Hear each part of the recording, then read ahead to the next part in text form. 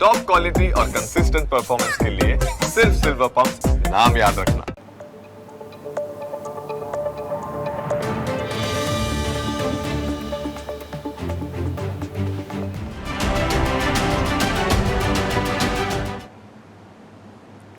નમસ્કાર, આપ જોઈ રહ્યા છો ન્યૂઝ કેપિટલ અને હું છું આપની સાથે રોનક મોટવાડિયા।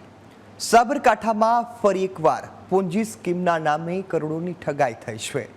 આક્ષેપ એવો છે કે જ્યાં પોન્જી સ્કીમના નામે લોકોને કરોડો રૂપિયા કમાવાની લાલચ આપવામાં આવી અને આ લાલચ બાદ એ લોકોને છેતરવામાં આવ્યા છે। આ ઘટના છે હિંમતનગરમાં કે જ્યાં એક કંપની હોય છે ને તેનું નામ કેસર વર્લ્ડ વાઇડ પ્રાઇવેટ લિમિટેડ। આ કંપની પર ગંભીર આરોપ લગાવવામાં આવ્યા છે કે આ કંપનીએ 1,34,00,000 રૂપિયાની છેતરપિંડી કરી છે અને જ્યારે એ લોકો પોતાના પૈસા માંગવા માટે કંપની પર પહોંચ્યા તો તેમને જાનથી મારી નાખવાની ધમકી પણ આપવામાં આવી। રોકાણકારો સાથે છેતરપિંડી થઈ છે ને તેને લઈને હવે પોલીસ તપાસ થતી હશે। આવી વાત તો સંભળાય છે, પરંતુ અહીં હકીકત એવી છે કે અરજદારો કહી રહ્યા છે કે અમે 3 મહિનાથી પોલીસ સ્ટેશનના ધક્કા ખાઈ રહ્યા છીએ, તેમ છતાં હજુ સુધી કોઈ કાર્યવાહી કરવામાં નથી આવી। કંપનીના CEO સહિતના જે આરોપીઓ છે તે હાલમાં ફરાર છે અને તેઓ ફરાર થતાં આ સમગ્ર મામલે હવે તપાસનો વિષય છે તે ઊંડો બની રહ્યો છે।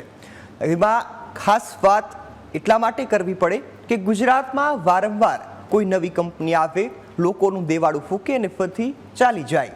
આવી એક કંપની બીજવેડ તમને યાદ હશે। આ બીજવેડ ગ્રુપ બાદ હવે આ નવી કેસર કંપની આવી છે। નામ સાંભળતા તો બધું સારું લાગે અને નફો પણ ખૂબ સારો આપે। 3% લઈ 10% સુધીનું માસિક રિટર્ન પણ આપે। આવી તમામ લાલચોને લઈ હવે જે રોકાણકારો છે તે રાતા પાણીએ રોઈ રહ્યા છે। આ સવાલ એટલા માટે થઈ રહ્યો છે કે ગુજરાતમાં બનતી વારંવારની આવી ઘટનાઓ કેમ પોલીસ તંત્ર તેને ડામી નથી શક્યું? શું તંત્ર હજુ પણ આવા લોકો પર લગામ લગાવવામાં નિષ્ફળ ગયું છે? કારણ કે વારંવારની બનતી આ ઘટના હવે લોકોની સુરક્ષા પર, લોકોના નાણાંની સુરક્ષા પર સવાલ ઉઠાવે છે। આજે આ સમગ્ર ઘટનાને ઊંડાણપૂર્વક જાણવી છે। આ સમગ્ર ઘટનામાં કૌભાંડ થયું છે અને હવે કૌભાંડ પાછળ કોણ હતું, લોકોને વારંવારની આવી કંપનીઓ કેમ છેતરી જાય છે ને છેતરાય નહીં તે માટે શું કરવું, આ તમામ બાબતોની ચર્ચા કરવી છે। આપણી સાથે ચર્ચા કરવા માટે દીપકભાઈ વ્યાસ જોડાયા છે કે જેઓ નિવૃત્ત ડીવાયએસપી છે। દીપકભાઈ, આપનું ખૂબ સ્વાગત છે ન્યૂઝ કેપિટલ પર।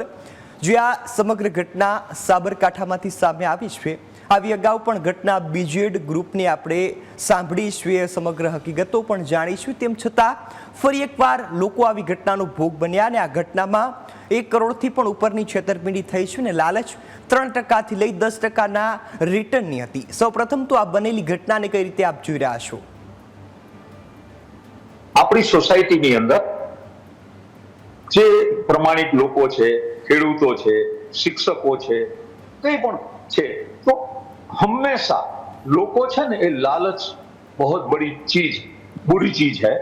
લાલચને કારણે સામાન્ય રીતે એક અભ્યાસ કર્યો છે મેં કે રાષ્ટ્રીયકૃત બેંકની અંદર અને પોસ્ટની અંદર સૌથી સારામાં સારું હેન્ડસમ ઇન્ટરેસ્ટ મળતું હોય છે, પરંતુ એ ઇન્ટરેસ્ટ કરતા પણ ડબલ અથવા ટ્રિપલ ગણું હેન્ડસમ ઇન્ટરેસ્ટની લાલચ આપવામાં આવે કોઈના મારફત અને એ લાલચમાં આવીને લોકો લોભાઈ જાય અને એની અંદર તેઓ લોકો લપટાઈ જાય। અને જ્યારે શરૂઆતની અંદર આ જે ચીટર લોકો હોય છે એની એક મોડેસ ઓપરેટિવ હોય છે। એ લોકો સરસ મજાની ઓફિસીસ ભાડે રાખતા હોય છે, વેલ ફર્નિશ્ડ, અને એની અંદર સારા કર્મચારીઓને એની પોતે હાયર કરતા હોય છે અને એની પાસે આ કામ કરાવતા હોય છે। અને પ્રસ્તુત કેસની અંદર આપ જો આ તો હજી 2 જ કંપની છે, હજી આ 1,80,00,000ની જે આપ વાત કરો છો એ આંકડો આનાથી બી 10 ગણો વધે નહીં તો મને કહેજો, કારણ કે ઘણા બધા જે ફરિયાદીઓ પોતે જેના મારફતે એને ઇન્વેસ્ટ કરેલા છે પૈસા, એની સાથે ફેસ વેલ્યુથી વાત કરતા હશે, એને કારણે હજી ફરિયાદો દાખલ નથી થઈ। અને ફરિયાદો આ વસ્તુ એવી છે કે દરેક જગ્યાએ બીજેટની જે માહિતી છે એ પ્રમાણે એ અત્યારે કેસ CID ક્રાઇમ એની તપાસ કરે છે। એની અંદર એ લોકો 18 થી 36% વાર્ષિક ઇન્ટરેસ્ટ આપતા હતા અને ખાસ કરીને મેં તો ઘણા બધા આવા પોન્જી સ્કેમનો મેં અભ્યાસ કરેલો છે। એ લોકો જે પોતાના ઇન્વેસ્ટર હોય એને ચેક પણ પોતાના આપી દેતા હોય છે. એટલે લોકો એવું સમજે છે કે મારા ચેક મને મળેલો છે, પછી શું ચિંતા છે. અને એને કારણે મેક્સિમમ શરૂઆતની અંદર 5-10 જે કસ્ટમર છે એને સારામાં સારી રીતે એન્ટરટેન કરીને એને પોતાના એડવર્ટાઇઝમેન્ટ એજન્ટ બનાવે છે અને એના મારફતે તમામ લોકો આકર્ષિત થતા હોય છે. અને સાબરકાંઠાની અંદર અગાઉ આપે જે વાત કરી બજેટની, એની અંદર મેં જાણ્યું છે બહુ મોટો આંકડો છે કે જેની અંદર એનું લોકોનું ચીટિંગ થયું છે. અને લોકોને પોતાની પસેનાની કમાણી આ રીતે ચીટિંગ કરીને આ લોકો લઈ જાય અને એકાએક મોટું ફંડ એ લોકો જે પોતાની ધારણા મુજબનું ફંડ ભેગું થઈ જાય, એકાએક રાતોરાત ઓફિસ બંધ કરી દે. તમે ક્યાં જાઓ? અને સાથે સાથે હું દર્શકોને કહીશ કે ખાસ કરીને આવા કોઈ વસ્તુ આ તો હજી આ 2 જ વસ્તુ આપણે ચર્ચા કરીએ છીએ. આખા રાજ્યમાં જિલ્લા વાઇઝ આવા ચીટરો જે બેંક રેટથી વધુ તમને વ્યાજ આપે તો માની લેવાનું કે આ તમારી સાથે ચીટિંગ કરે છે. બેંક રેટ અને પોસ્ટથી વધુ વ્યાજ કોઈ આપી શકે નહીં. અને કોઈ એવો બિઝનેસ નથી કે જેની અંદર આટલું બધું એપ્રિસિએશન હોય. તો આ જે ઇન્વેસ્ટમેન્ટ જે લોકો કરે છે અને પોતાની પસીનાની કમાઈ રોકે છે, અને ખાસ કરીને સાબરકાંઠાની અંદર જૂના કેસોનો મેં અભ્યાસ કર્યો, એની અંદર સ્કૂલના પ્રિન્સિપાલ, શિક્ષકો, ગવર્મેન્ટ સર્વન્ટ, સારા સમાજના લોકો એની અંદર ઇન્વોલ્વ થયા હતા. એ લોકોએ બીજા લોકોને પ્રોજેક્ટ કરીને ઉત્સાહિત કર્યા હતા અને એની અંદર આ લોકોએ પોતાના પૈસા રોક્યા હતા. અને કંપની અત્યારે સીઆઈડી ક્રાઇમમાં કેસ ચાલે છે અને લીગલ લિટિગેશન લાંબો સમય સુધી ચાલવાના છે. અને જ્યારે અમુક ફરિયાદી તો મરી પણ જશે ત્યારે આનો નિકાલ આવશે.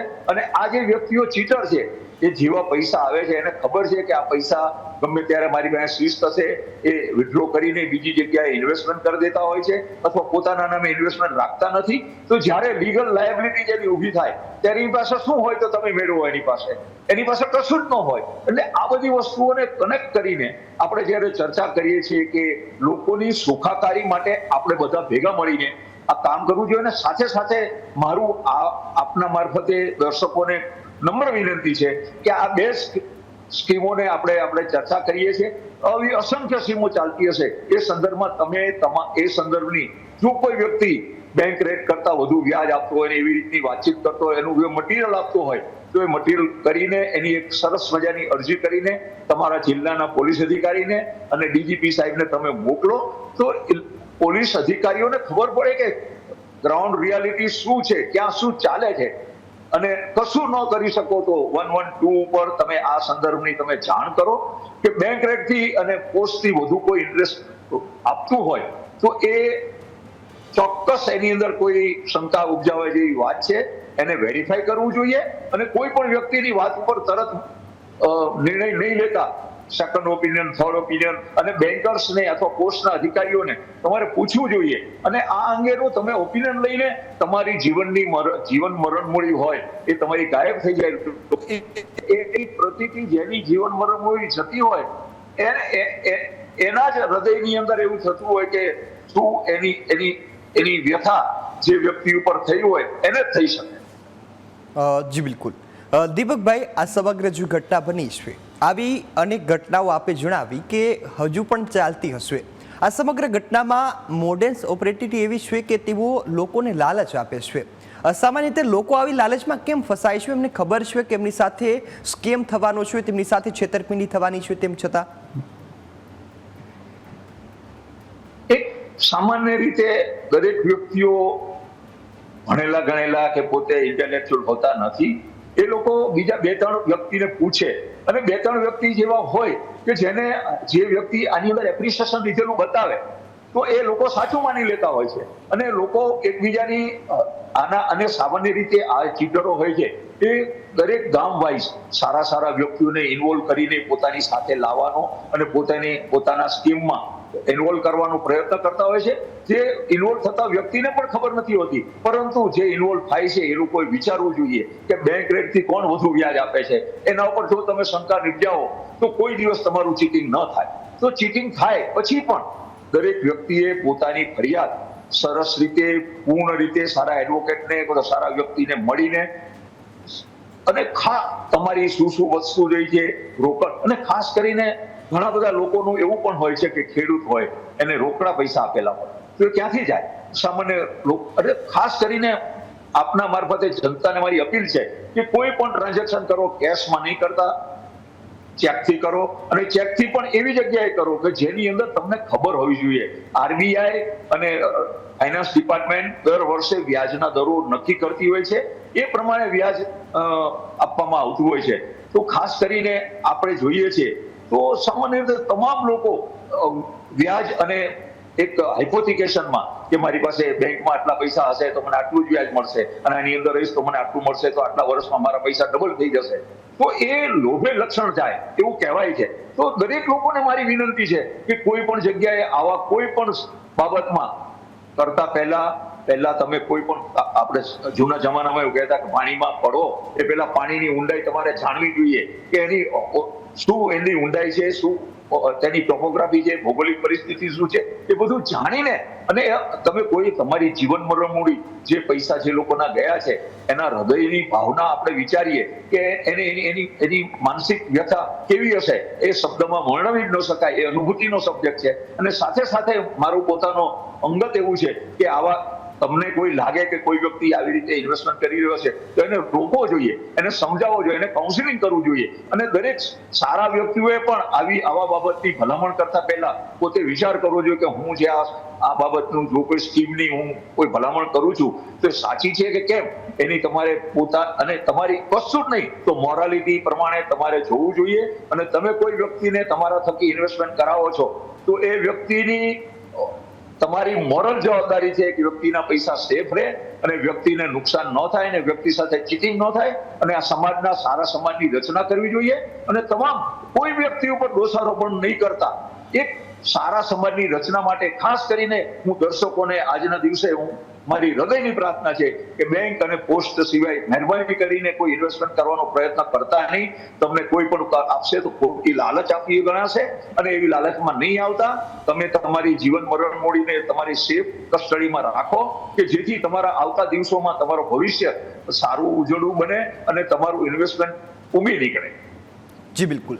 આપણી સાથે અનિલભાઈ પટેલ જોડાયા છે કે જેઓ આવી સ્પોન્જી સ્કીમ છે તેઓ ભોગ બની ચૂક્યા છે. અનિલભાઈ, આપનું પણ ખૂબ સ્વાગત છે ન્યૂઝ કેપિટલ પર. અનિલભાઈ, સમગ્ર જે આ કૌભાંડ સામે આવી રહ્યો છે કે તેમાં લાલચો આપવામાં આવી રહી છે, સૌપ્રથમ તો કેવી કેવી લાલચો આપવામાં આવતી હતી, સમગ્ર જે કૌભાંડ છે તેને લઈ આપ શું કહેશો?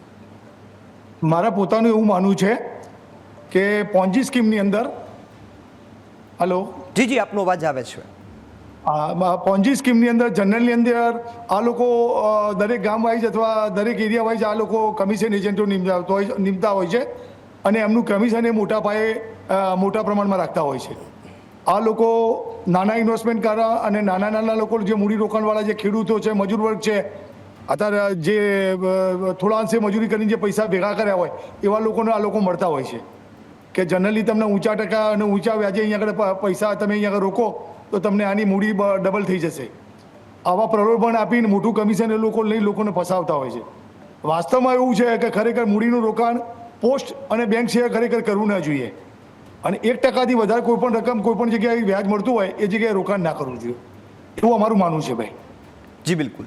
અનિલભાઈ, આ સમગ્ર જે કૌભાંડ છે તેને લઈ આપે રજૂઆત કરી કોઈને અથવા તો આપની જે રજૂઆત સાંભળવામાં આવી ખરા? હા, મને એવું જાણવા મળ્યું કે આ કેસર ગ્રુપની અંદર જે રોકાણ કરવામાં આવ્યું છે એના અનુસંધાનમાં આજથી 2-3 મહિના પહેલા એસપી ઓફિસની અંદર આના વિરુદ્ધની અંદર અરજી કરવામાં આવેલી, પણ છેલ્લા 3-1 મહિનાથી આ અરજી બાબતમાં કોઈ પ્રોસેસ પોલીસે કરેલ નથી મારા જાણ્યા મુજબ. એટલે હવે જે કંઈ પૈસા લોકોના રોકાયા છે એની બજારમાં હવે બૂમ થઈ ગઈ છે ભાઈ.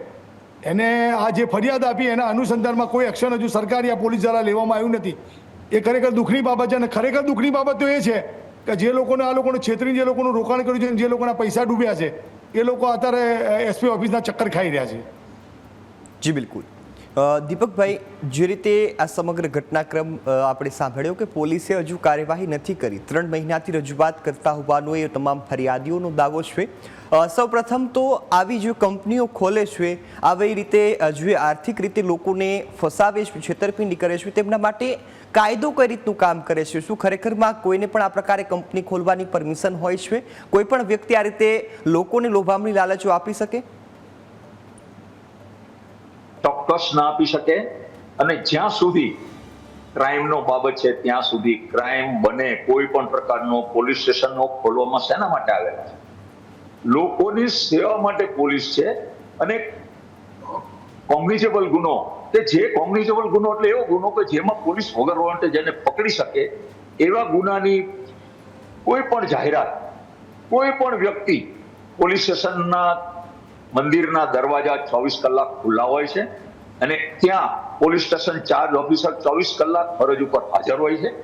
અને લોકોને મારી અપીલ છે કે તમે જ્યારે પણ તમને કોઈ પણ તમને એવું લાગે તમારી સાથે અન્યાય થયો છે, તમારે ફરિયાદ કરવી છે, તો કોઈ સમય જોયા વિના તમે સીધા પોલીસ સ્ટેશનમાં જાઓ અને પોલીસ સ્ટેશન ચાર્જ ઓફિસરને તમારી ફરિયાદ તમે સારી રીતે શાંતિપૂર્વક મન શાંત રાખીને ડિટેલ વાઇઝ, અને ફરિયાદની અંદર સામાન્ય રીતે લોકોને ખબર નથી હોતી પોતાનું નામ, સરનામું, પછી તમારો જે બનેલો બનાવ છે એની ટૂંક વિગત, કઈ તારીખે કઈ બનાવ બનેલો છે, તમે કેટલા પૈસા કેવી રીતે આપ્યા, કોના મારફતે તમે એને ઓળખ્યો, એની શું એને તમારી સાથે વાતચીત કરી, અને ખાસ કરીને મારી લોકોને જેટલા તમારી પાસે પુરાવા હોય એને તમને કઈ લેખિતમાં જાણ કરી હોય અથવા તમને વોટ્સએપથી જાણ કરી હોય કે આટલું વ્યાજ મળશે, આટલું મળશે, તો એ બધા એવિડન્સ કલેક્ટ કરીને તમારી ફરિયાદને તમે પુરાવાથી ભરપૂર બનાવી દો અને એ ફરિયાદ પોલીસ સ્ટેશન ચાર્જ ઓફિસરને તમે લેખિતમાં આપો અને લેખિતના આપ્યા બદલની એની ઓસી કોપીમાં તમે સિગ્નેચર લો અને કોઈ પણ કોગ્નિઝેબલ ગુનાની કોઈ પણ પહેલી જાહેર ખબર કોઈ પણ જગ્યાએ દાખલ થાય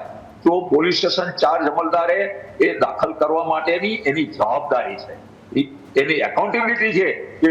અને સામાન્ય રીતે કોગ્નિઝેબલ ગુનાની અંદર કાયદો એવું કહે છે કે જ્યારે કોઈ પણ કોગ્નિઝેબલ ગુનાની જાહેરાત તમે કરો તો એ ગુનો દાખલ કરીને એનું પ્રિસ્ક્રાઇબ ફોર્મ હોય છે, આખું એટલું સરસ અને લાંબુ ફોર્મ હોય છે. એ કાયદા મુજબ 154 જૂની CRPC કલમ 154 હેઠળ પ્રથમ ગુનાની જાહેર ખબર એને કહેવામાં આવે છે. એની અંદર તમામ ડિટેલ હોય છે. એ ડિટેલ હોય એ ડિટેલની ફરિયાદ તમે દાખલ કરશો તો એ સંદર્ભમાં પોલીસ સ્ટેશન ચાર્જ ઓફિસર એની પ્રિસ્ક્રાઇબ ફોર્મમાં તમારી સિગ્નેચર લેશે, એને એક કોપી તમને આપશે અને એક કોપી તમે જે વિસ્તારમાં રહો છો એ હુકુમત વાળી કોર્ટની અંદર 24 કલાકમાં એ FIR મોકલી આપવામાં.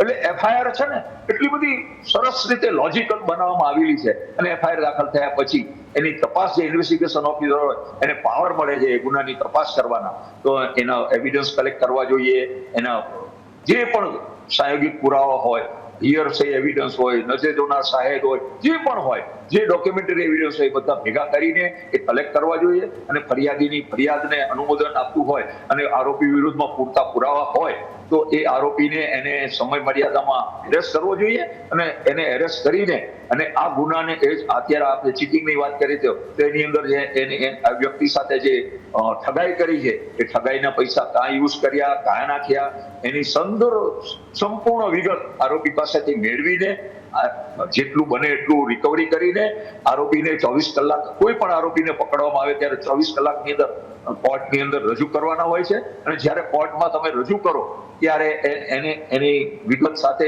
અને કેસ ડાયરી સાથે તમે એની રિમાન્ડ માંગો તો તમારા કારણોસર જે રીઝનિંગ હોય એ રીઝનિંગ તૈયાર સરસ મજાનો રિપોર્ટ કરીને કોર્ટને તમે આપો અને એની પાસેથી જેટલું બને એટલા ફરિયાદીને હિતની અંદર અને ફરિયાદીના માટેના એવિડન્સો કલેક્ટ કરીને રિકવરી કરીને એને ચાર્જશીટ કરીને કોર્ટની અંદર એને સજા કરવી જોઈએ. એ પોલીસની પ્રથમ ફરજ છે મેન્યુઅલ અને કાયદા પ્રમાણે. જી બિલકુલ. અનિલભાઈ, આવી જે ઘટનાઓ બનતી હોય છે અને સમગ્ર જે ઘટના ફરી એકવાર બીજું એક બાદનું આ કૌભાંડ છે કે જે લોકોના મહેનતના પૈસાને અત્યારે ડૂબાડી રહ્યું છે, એ ઠગબાજો છે તેને લૂંટી રહ્યા છે. આવી ઘટનાઓ બને છે, વારંવાર બને છે અને લોકો વારંવાર છેતરાય છે, લોકો વારંવાર આવી ઘટનાઓનો ભોગ બને છે, ક્યાંક ભોળપણમાં અથવા તો ક્યાંક લાલચમાં. તો આવી ઘટનાઓથી દૂર રહેવા, આવી સ્કીમોથી બચવા આપ લોકોને શું સલાહ આપશો, કારણ કે આવી પરિસ્થિતિમાંથી આપ પસાર થઈ ચૂક્યા છો? મારા પોતાનું એવું માનવું છે કે કોઈ પણ ટકાનું 1% વધારે વ્યાજનું કોઈ પણ રોકાણ હોય એ પોસ્ટ અને બેંક સિવાય ખરેખર કરવું ના જોઈએ. મૂડી આપણી સલામત રહે. વ્યાજની પરિભાષા અને રોકાણ કરનારા જે એજન્ટો હોય છે એમના કમિશન માટે લોકોને ભોળવતા હોય છે કે ભાઈ 3% ને 10% ને 5%નું વ્યાજ આપીશું, ખરેખર એમાં પડવું ના જોઈએ. લીગલ પોસ્ટની અંદર અને બેંકની અંદર કાયદેસર પૈસા મૂકવા જોઈએ. ભલે એના પર્સન્ટેજ થોડા ઓછા મળે પણ આપણા પૈસા એના સેફ રહે. બીજી આગળ બગળ કોઈ ચિંતા રહે નહીં. અને બીજું, બેંકની અંદર કોઈ ટેકનિકલ કોઈ પ્રશ્ન બને તો 5 લાખ સુધીના વીમાની જોગવાઈ છે, એટલે 5 લાખ સુધીની તમારી એફડી હોય તો તમારા પૈસા ક્યાંય ડૂબે નહીં. એટલે મારી અંગત સલાહ છે લોકોને કે પોતાની મહામૂડી ભેગી કરેલી આવા લેભાગુ તત્વો અને કમિશન, અને આ લોકો જે પૈસાનું ઇન્વેસ્ટમેન્ટ કર્યું, કોઈ મેગા ઇન્વેસ્ટમેન્ટ કરતા નથી કે જેની બધી કમાઈ તમને વ્યાજ આપે. આ લોકો જલસા કરે છે. જેમ વિજન માલ્યા છે આવડ્યું, આ લોકો જે કરોડોનું કરીને જતા રહે છે તે કરી નાખવાની આ લોકોની ભાવના હોય છે. ફક્ત કરી નાખવાનો એવો કોઈ બિઝનેસ કેપિટલ આ ગુજરાતની અંદર નથી કે 3% વ્યાજ તમને ચૂકવી શકે. આવું મારું પોતાનું માનવું છે ભાઈ. જી બિલકુલ. અનિલભાઈ ખૂબ સરસ વાત કરી કે લાલચ એ લોકોને ડૂબાડતી હોય છે અને ઘણી વખત લોકો ભોળવાઈ જતા હોય છે કારણ કે એમની સ્કીમ જ એ પ્રકારની હોય. આ પ્રકારની જે કંપનીઓ ખોલીને બેઠેલા લેભાગુ તત્વો છે તેમની સામે એક તો ગુજરાતમાં કાર્યવાહી થતી નથી, એ વાત સ્પષ્ટ છે, કારણ કે હજુ સુધી આ તત્વો કાબૂમાં આવ્યા નથી, ન તો કોઈને કોઈ કડક સજા થઈ છે. સરકારને આપની કેવી રજૂઆત છે? લોકોના જે મૂડી છે તે બચાવવા સરકારે કેવા પગલાં ભરવા જોઈએ? મેં પોતે પણ એસપી સાહેબને રજૂઆત કરેલી, ડીવાયએસપી સાહેબને કહેલું. અગાઉ પણ આવા 2 કંઈ કમ્પાઉન્ડ સાબરકાંઠાની અંદર બનેલા છે. કરોડો રૂપિયાની મૂડી લોકોની અંદર હાલ કરોડો રૂપિયાની મૂડી લોકોની ફસાઈ ગઈ છે. કોર્ટ મેટરો ચાલે છે, કોર્ટની અંદર પૈસા ખર્ચીને ઊંચા લોકો છૂટી જતા હોય છે. પૈસા પરત લેવા બહુ અઘરા છે. વિસનગર બેંક ઉઠી ગઈ, વર્ષો પછી લોકોનું ચૂકવણું થોડું થઈ રહ્યું છે. માધવપુરા બેંક ઉઠી ગઈ, એનું ચૂકવણું લોકોને 25 વર્ષે થયું. મૂડી પાછી મળી ટુકડે. એટલે મારું પોતાનું એવું માનવું છે કે પોસ્ટ અને સરકારી સેન્ટ્રલ ગવર્મેન્ટ થ્રુ જે બેંકો છે, ભારત સરકાર હુકમની બેંક સિવાય મારી દ્રષ્ટિએ કોઈ રોકાણ ન કરવું જોઈએ. ડિસ્ટ્રિક્ટ બેંકો પણ સારી છે. સાબરકાંઠા ડિસ્ટ્રિક્ટ બેંક અમારે છે, વર્ષોથી વહીવટ કરે છે. કોઈ મુશ્કેલી ક્યાંય કોઈને 5 રૂપિયાની પડી નથી. એટલે મારા પોતાની અંગત સલાહ છે કે 1%થી વધુ વ્યાજ ક્યાંય મળતું હોય તો ત્યાં ઇન્વેસ્ટમેન્ટ ખરેખર ન કરવું જોઈએ. અને રાષ્ટ્રીયકૃત બેંક, સહકારી બેંક આપણી નજીકની હોય, આપણા પરિચયમાં હોય એ જગ્યાએ કરવું જોઈએ. પોસ્ટની અંદર આપણે રોકાણ કરવું જોઈએ, એવું મારું પોતાનું માનવું છે. બીજું, આ રોકાણ કર્યું છે એમાં પોલીસ પ્રશાસન પૂરેપૂરી મહેનત કરતી હોય છે. બાકી જે કંઈ પૈસા એક વખત ખવાઈ ગયા અને જે પૈસા લોકો ઉચાપત કરીને એક વખત લઈ ગયા, એટલે એ પૈસા કઢાવવા બહુ અઘરા છે સાહેબ, બહુ જ અઘરા છે. મારું પોતાનું એવું માનવું છે કારણ કે કાયદાની અંદર એટલી બધી બારીઓ છે, આ લોકો છટકબારીમાંથી છટકી જતા હોય છે સાહેબ. એટલે મારું એવું માનવું છે કે 1%થી ઓછું વધારે રોકાણ હોય, વધારે વ્યાજ આપતા હોય રિફંડ, એ જગ્યાએ રોકાણ ના કરવું જોઈએ. જી બિલકુલ. ખાસ અનિલભાઈ, કેવો કાયદો હોવો જોઈએ આ સમગ્ર જે કૌભાંડીઓ છે તેમની સામે કડક કાર્યવાહી કરવા માટે? મારા માનવું એવું છે કે જ્યાં સુધી લોકોના પૈસા ચૂકતી ન થાય ત્યાં સુધી એ લોકોને જામીન પણ ના મળવા જોઈએ અને અંડર ટ્રાયલ ચાલવા જોઈએ, એ જેલમાં રહેવા જોઈએ. કોઈ પણ આરોપી હોય અને કોઈ પણ આવા ચીટરો હોય એ જેલમાં રહે તો જ પૈસાની વસૂલાત થાય. બાકી એમને જામીન મળી ગયા પછી બહાર નીકળ્યા પછી કાયદાની કોર્ટને લખ્યા પછી હું દર મહિને 1 કરોડ રૂપિયા ચૂકવીશ, પણ વાસ્તવમાં એ લોકો ચૂકવતા નથી. ચૂક્યા 2-3 મહિના પછી ચૂકવતા નથી. એટલે ખુલ્લો હતા લોકો પણ પછી થાકીને મળવા દો કે ક્યાં તારે કોર્ટોની અંદર ધક્કા ખાય લોકો, એટલે લોકો પોતાની મૂડી ભૂલી જતા હોય છે. આ એક સત્ય હકીકત છે સાહેબ. આપના મીડિયા મારફતથી આપને હું આપની ટીવીને પણ હું આભાર વ્યક્ત કરું છું અને આપને પણ તમને કહું છું કે આપણે આવા મુદ્દા જે તમે લાઈવ બતાવો છો એની અંદર ઘણા લોકો શીખે, ઘણા લોકો આ જોવે અને ખોટા પૈસાનું ઇન્વેસ્ટમેન્ટ ના કરે એવી 100% મને આશા છે એની મેં. જી બિલકુલ. દીપકભાઈ, આ સમગ્ર જે ઘટના છે તેમાં છેતરપિંડી થઈ છે અથવા તો થવાની છે, તેની કાળજી કઈ રીતે રાખવી અથવા તો કઈ રીતે ખબર પડે કે આ સ્પોન્જી સ્કીમવાળો છે, આ છેતરી જવાનો છે, આ સમગ્ર જે કૌભાંડ ચાલતા હોય છે તેમની જે મોડર્ન્સ ઓપરેન્ટિટી છે તે કેવી હોય છે ને લોકોએ ખાસ પૈસાને લઈ કેવી તકેદારી રાખવી? આ જે ચીટરો હોય છે ને એ બોલવામાં ખૂબ જ મીઠા હોય છે અને સરસ સારા કપડાં, રાડો ઘડિયાળ, એકદમ ગાડી બીજાની માગીને પણ મોટી ગાડી અને એટલું બધું લઈને જાય અને જ્યારે કોઈ વસ્તુ કાઢવાની હોય તો એ પૈસા બી મોટા બતાવે. એટલે લોકોને એવું થાય કે નહીં, આ તો બહુ મોટો માણસ છે અને બહુ મોટી વાતો કરે અને લોકો એની વાતોમાં આવી જતા હોય છે. એટલે લોકોએ ખાસ કરીને લોકોએ એની વાતમાં નહીં આવવું જોઈએ. અને કોઈ પણ વ્યક્તિ તમને મળે, એ ગમે તે હોય, એના ઘરનો હોય, તમે તમારા ઘરના રોટલા ખાઓ છો તો તમે કોઈ પણ વ્યક્તિથી અંજાઈ નહીં જવું જોઈએ. અંજાઈ ગયા વગર અને કોઈ પણ બાબતમાં આપ જ્યારે મેં પહેલા જ વાત કરી કે કોઈ પણ આવકવાળી વાત છે તો રાષ્ટ્રીયકૃત અને પોસ્ટની અંદર જ હાઈએસ્ટ રેટ ઇન્ટરેસ્ટ રેટ મળે છે. એનાથી વધુ તમને મળે તો તમારે માની લેવાનું કે આ વ્યક્તિ તમારી સાથે ચીટિંગ કરી રહ્યો છે તમારી સાથે. અને શરૂઆતમાં એ તમને લલચાવવા માટે તમને શરૂઆતમાં તમને વ્યાજે આપી દેશે તો તમારો વિશ્વાસ સંપાદન કરી દેશે. અને તમને જ્યારે કોઈ એવું કહેશે કે ભાઈ અહીં નહીં રોકવું જોઈએ, તો તમને એ લોકો ગાંડા લાગશે કે નહીં, આ તો ગાંડો છે. હું તો દરેક વ્યક્તિને એવું હોય છે કે પોતાની બુદ્ધિ પોતે ચાણક્ય પછી પોતે જ છે એવું માની લેતા હોય છે, અને ઘણા વ્યક્તિઓ આવી ભૂલ કરતા હોય છે તો બીજાને કહેતા પણ નથી હોતા. તો વ્યક્તિએ બીજા સાથે સંવાદ કરવો જોઈએ, અને ખાસ કરીને કોઈ પણ ઇન્વેસ્ટમેન્ટ બાબતમાં 10 વખત વિચાર કરીને ઇન્વેસ્ટમેન્ટ કરવું જોઈએ. અને આવા લોકો જ્યારે કરતા હોય છે ત્યારે સારા લોકો સુચુપ્ત રહેવાને કારણે અને સારા લોકો આવા વ્યક્તિઓને મદદ કરવાને કારણે આવા લોકો ફરી ફૂલે છે. તો આવા વ્યક્તિઓ જે શરૂઆત કરે તો કોઈ પણ વસ્તુની બાબતની જાણ કરે કે આપણે પહેલાની જાણવું જોઈએ હુ ઇઝ હુ, એ કોણ છે, એ કયા આધારે એનું એજ્યુકેશન શું છે, એ ક્યાંનો છે, એ શું કરે છે, એની બધી જ હિસ્ટ્રી, એની બાબતો તૈયાર કરવી જોઈએ.